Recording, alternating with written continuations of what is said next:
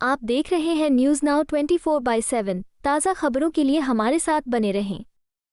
अभिभाषण पर जो भाषण दे रहे थे उन्होंने कुछ गलत बातें सदन को बताई, गलत झूठ, और उनकी आदत है कि झूठ बोलना, लोगों को भ्रमित करना और जो सत्य के जो विरोध में बात करना, ये उनकी आदत है। कौन संविधान के खिलाफ थे, किसने संविधान बनाया, किसने संविधान के खिलाफ बात किया, वो मैं उनके सामने रखना चाहता था।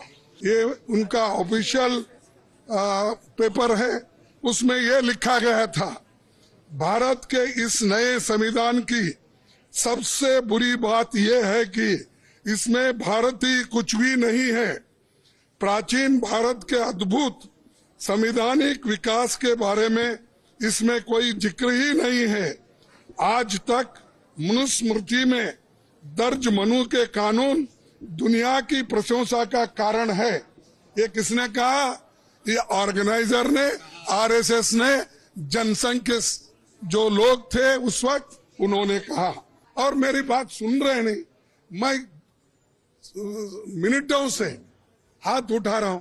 हमारे सभी पार्टी, इंडिया गठबंधन पार्टी पूरी उठ के डिमांड कर रही थी, मांग रही थी, हम ध्यान खींच रहे थे चेयरमैन साहब, ना हमको वो मौका नहीं मिला। मैं कंडम करता हूं, हम सभी लोग कंडम करते हैं और कंडम करके हम वॉकआउट किए। राज्यसभा से विपक्ष के वॉकआउट पर कांग्रेस नेता और राज्यसभा में विपक्ष के नेता मल्लिकार्जुन खड़गे ने कहा, हम इसलिए बाहर चले गए क्योंकि पीएम राष्ट्रपति के अभिभाषण पर सदन को संबोधित कर रहे थे और उन्होंने सदन को कुछ गलत बातें बताईं। झूठ बोलना और सच्चाई से परे बातें कहना उनकी आदत है। मैंने अभी उनसे पूछा है कि जब वे संविधान की बात कर रहे थे तो संविधान आपने नहीं बनाया था, आप लोग उसके विरोध में थे। मैं सिर्फ ये स्पष्ट कर रहा था कि कौन लोग संविधान के पक्ष में और कौन विरोधी थे। आरएसएस ने संविधान का विरोध किया है। उन्होंने बीआर अम्बेडकर और पंडित नेहरू का पुतला फूंका। वो बार बार कहते हैं कि हमने बीआर अम्बेडकर का अपमान किया। उन्होंने लोकसभा में कहा था और वो आज भी कह रहे हैं। मैं बताना चाहता था कि बाबा साहब ने संविधान सभा में क्या कहा है और आरएसएस ने ऑर्गेनाइजर में क्या लिखा है। हम सबने इसलिए वॉकआउट किया कि जो प्राइम मिनिस्टर अपना राष्ट्रपति अभिभाषण पर जो भाषण दे रहे थे उन्होंने कुछ गलत बातें सदन को बताई, गलत झूठ, और उनकी आदत है कि झूठ बोलना, लोगों को भ्रमित करना और जो सत्य के जो विरोध में बात करना, ये उनकी आदत है। और मैंने सिर्फ उनको इतना ही पूछा कि जब वो संविधान के बारे में बोले कि आज लोग संविधान के लिए बचाने के लिए डंडोरा पीट रहे हैं, ऐसी बात उन्होंने कही। तो हमने ये कहा, देखो संविधान तो आप नहीं बनाए, संविधान के आप विरोधी थे, इसीलिए मैं वो क्लैरिफाई करना चाहता हूं कि कौन संविधान के फॉर थे, कौन संविधान के खिलाफ थे, किसने संविधान बनाया, किसने संविधान के खिलाफ बात किया, वो मैं उनके सामने रखना चाहता था। मैं ये रखना चाहता था कि उन्हीं के पेपर में आरएसएस के जो मुखपत्र है ऑर्गेनाइजर 30 नवंबर 1949 में अंक में संपादकीय में लिखा था। ये ऑर्गेनाइजर तो ऑथेंटिक पेपर है उनका, ये उनका ऑफिशियल पेपर है, उसमें ये लिखा गया था, भारत के इस नए संविधान की सबसे बुरी बात यह है कि इसमें भारतीय कुछ भी नहीं है। प्राचीन भारत के अद्भुत संवैधानिक विकास के बारे में इसमें कोई जिक्र ही नहीं है।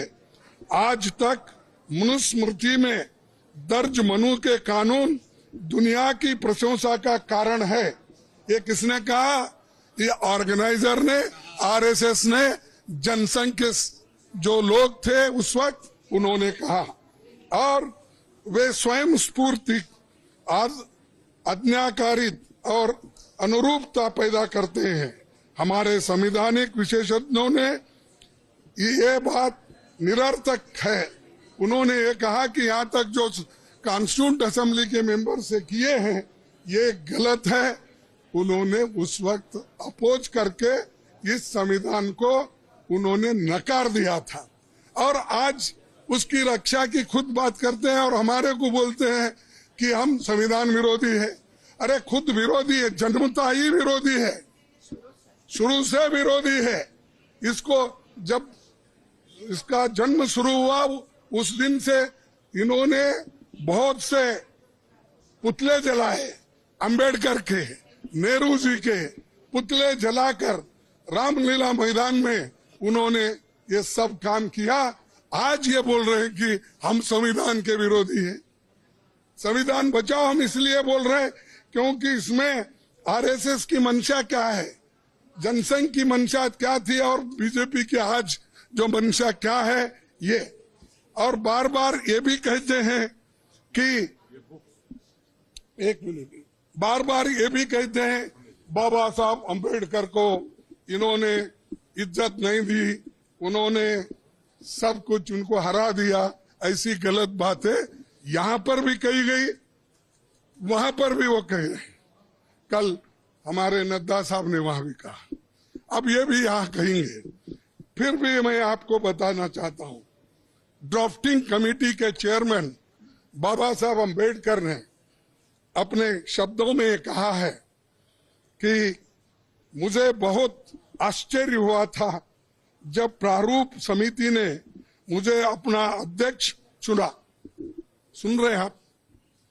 समिति में मुझसे बड़े, मुझसे बेहतर और मुझसे सक्षम लोग थे।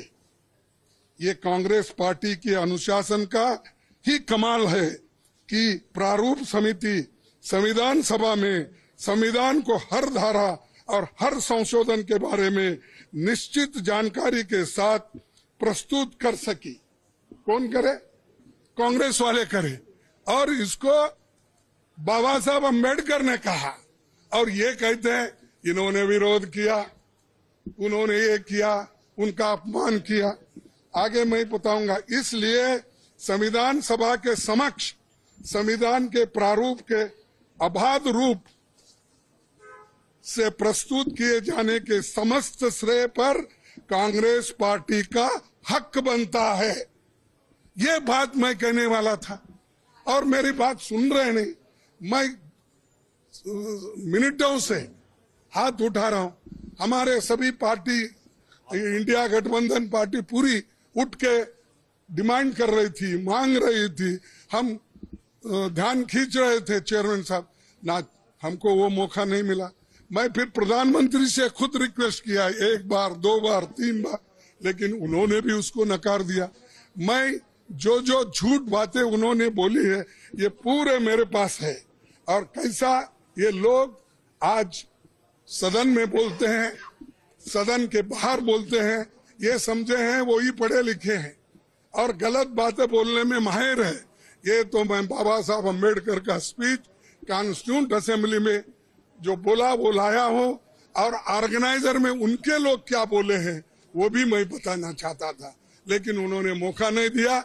और इसलिए मैं कंडम करता हूं, हम सभी लोग कंडम करते हैं, और कंडम करके हम वॉकआउट किए, क्योंकि ये हमारे बात को जब कोई महत्व ही नहीं है तो वहां बैठकर क्या सुने हम। और जब प्रधानमंत्री खुद यहाँ पर जब बात कर रहे थे राहुल जी, उस वक्त 2 बार उठ के उन्होंने क्लैरिफिकेशन की कोशिश की, क्लैरिफाई कर दिए। 4 मिनिस्टर क्लैरिफाई कर दिए। मैं जब बात कर रहा था तो मेरे सदन में मेरे को रोकने टोकने का इतना कोशिश की, इतने लोग बार बार उठे मिनिस्टर्स, तो आज मेरे को 1 मिनट नहीं मिल सकता था इस बात बोलने के लिए। इसीलिए हम वो सभी लोग कंडम करके वॉकआउट किए हैं। आपको यह वीडियो पसंद आया हो तो इसे लाइक करें, हमारे चैनल को सब्सक्राइब करें।